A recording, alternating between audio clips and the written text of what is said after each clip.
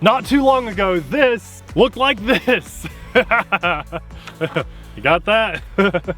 This is a good looking airplane. Oh, look at the tail up. And there we go. That was beautiful. Let's go flaps off. Yeah. And I lost my elevator. It went out on flight. And it's all because of a bad $5 servo. That was beautiful. Let's go flaps off. Yeah. And I lost my elevator.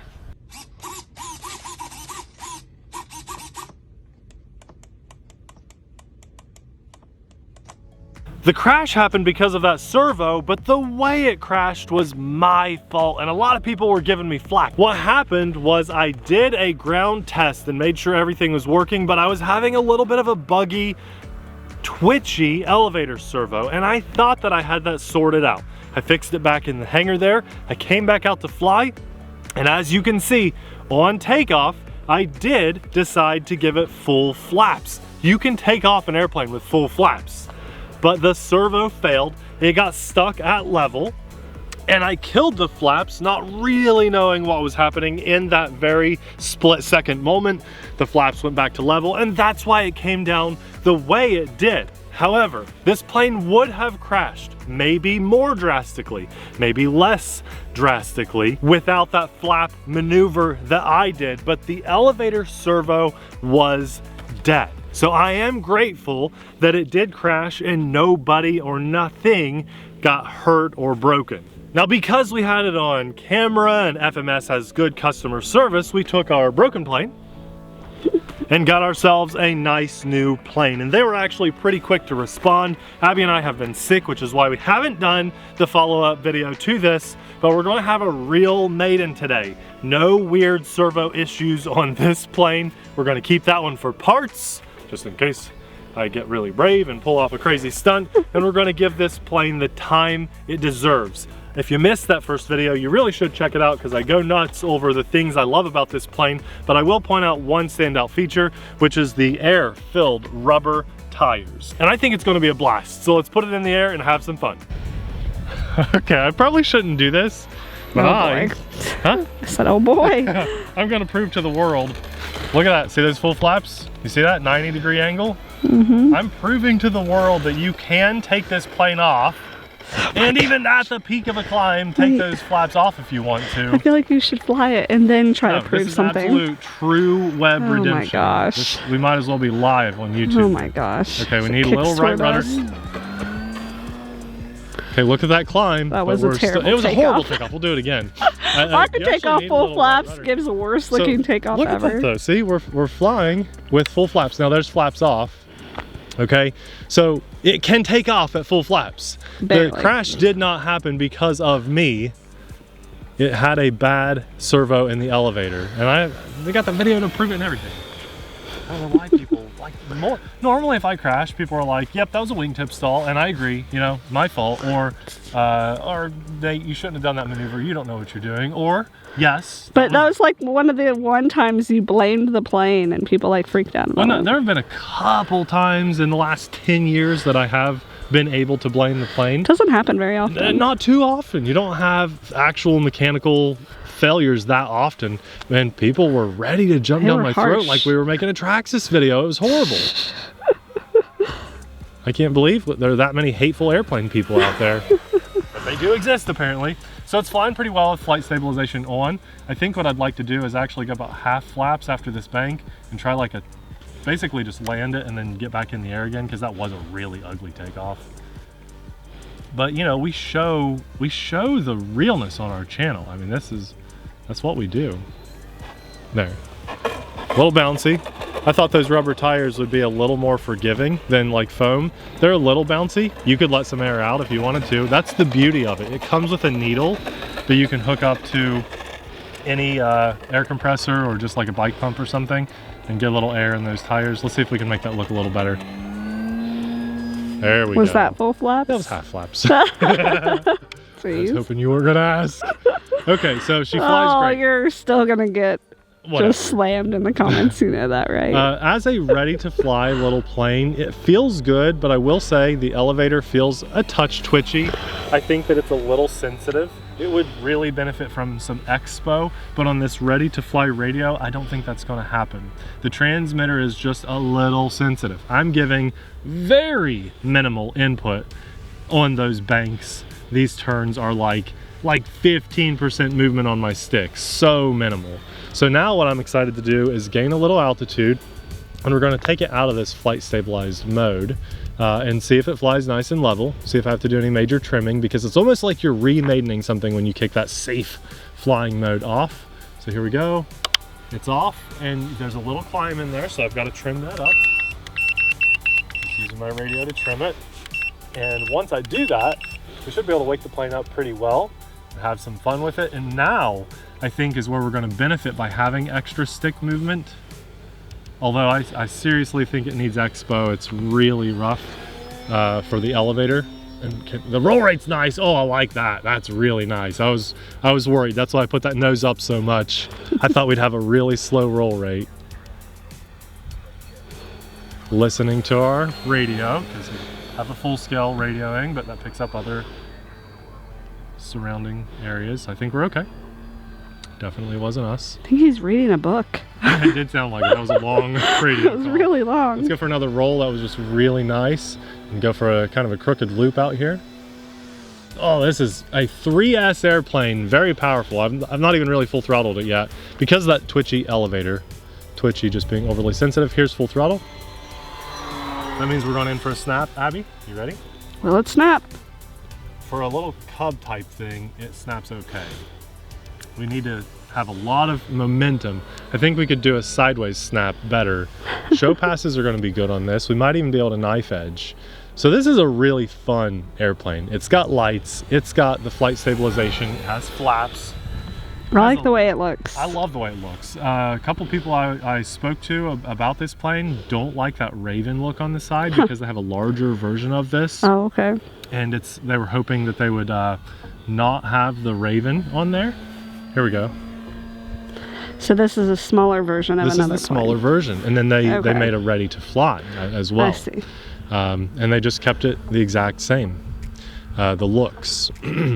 Now, I don't know if the larger version has rubber air-filled tires. No clue, because this is the first version of this that I've had. But this is a very fun airplane. I've seen some people, and I think it was a bit of a slap in the face, really. I saw a couple people after we did our crash video make videos calling this like the best trainer airplane. I'm going to tell you right now, it's not. The Aeroscout absolutely has this beat, 100%. This flies, the elevator's too twitchy, even in the flight stabilized mode. I think it's a little bit more like a decent second or third airplane. I wouldn't want this to be a person's first airplane. If you wanted something that looked more like an airplane than the Aeroscout, I do believe that E-flite has a couple ready to fly options that are a little better. But if you're like me and you're in love with this, I think it would make a really good plug and play airplane. Because it still has that flight stabilization included, and on a nicer radio you could get some expo really like toned in and get this thing flying much better. On the ready to fly radio, it's hard to make it look good. It just feels like a toy radio. And if you look at the comments of the honest people commenting on our crash video, a lot of people said, look, FMS, they're great. 9 times out of 10, I have a fantastic experience. But yes, they are known to have bad, weak, cheap little servos. And so I have experienced a similar thing. Different servo, but I crashed on my second or even my first flight because of it. Actually, the most recent comment on that video is someone saying, I think it was the biplane, the red and white one. What is that one called? Pitts. The ultimate, what is that one? Pitts. The Pitts, that's right, thank you. They said they crashed it on their maiden because of a bad servo, but they contacted FMS and they said, hey, I'm a good customer. I bought a lot of your stuff. I crashed because of a bad servo, and they sent him an entirely new Pitts. Like, no questions asked. So that's really cool. What was I saying? The people, the honest comments. Oh, talking about the radio. People really don't like the radio. They even said, well, maybe you had a radio failure just because it's a cheap little fly sky radio. And it is. This is a cheap little fly sky radio. I think FMS probably could have went with something a little bit nicer, but I'm flying the plane and I'm having a good time with it. I've just experienced slightly better performing ready to fly planes before, but this is a maiden flight, a true maiden, because you guys saw my first maiden. It was pretty awful. Maybe I'll fly this in the summer. This would be a good one for you to fly. It really would, because when I kick that stabilization on, let's go. Here we go. Look how rock solid and level that is. It's just when you mess with the elevator up and down, it's a little twitchy. That's it. A little sensitive is the better word. Okay.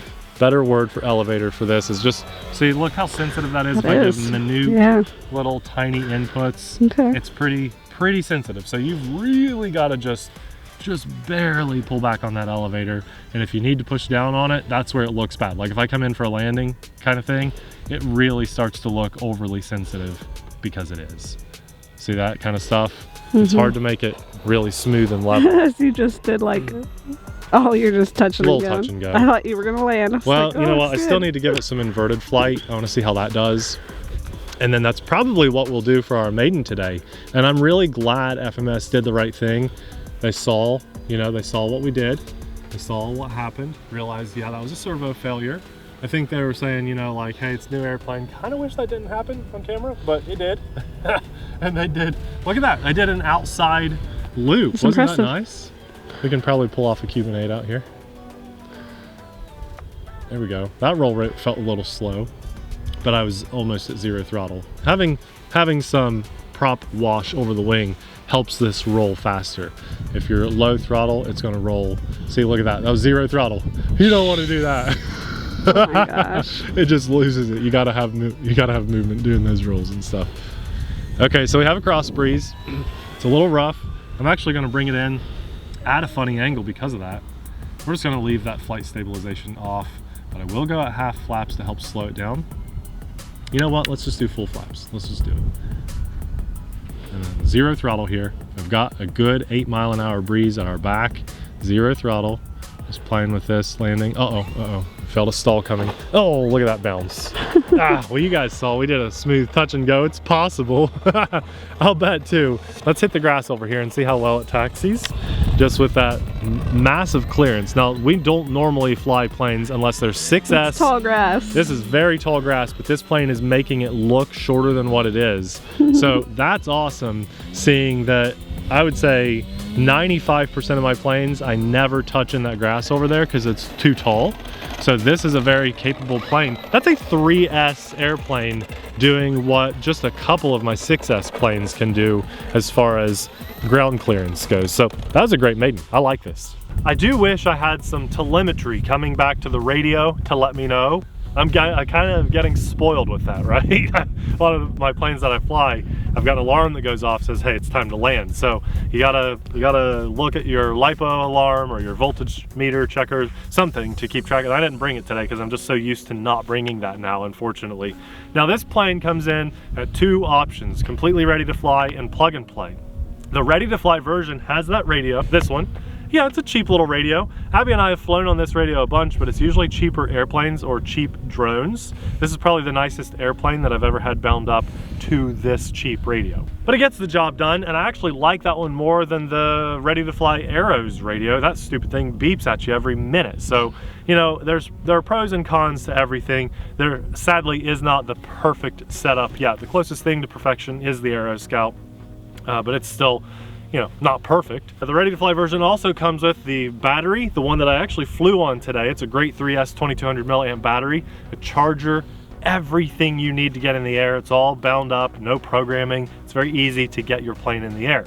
So if you're looking for a second or third or fourth or fifth airplane and you don't want to go through all those hoops of learning how to bind an airplane, it's really not that hard, but it is hard the first couple times you do it. This would be a good option for you. Now, if you know what you're doing and you know how to program your own receiver to your radio, they sell this in plug and play, and that's where the price point really shines on this airplane. If you're looking for a good, fun, plug and play airplane that you could set up expo and really trim this up the way you want to fly it, I think you're looking at an amazing setup. And we'll have it linked in the description box below. Now, if you're in the US, we have a fantastic website, and this is kind of where people are getting a little bit confused. We have a new website that we love to support. They're located in Florida. The shipping is fast. That'll be linked in the description box below. Using that link does help to support our channel and our family. If you're outside the US, I think we're gonna try to put the FMS website down below it. And they ship, I think, globally. So if you wanna support us, our channel and our family, will have those links both down in the description box. If you're a new pilot, and I think a lot of newer pilots will be looking at this plane, but I'm telling you, if you have 100 airplanes, it's a fun airplane. It is very different, especially with those tires. But regardless, I highly recommend you fly with AMA. It's the safest way to fly your stuff, to be insured. It's just a massive weight off your shoulders.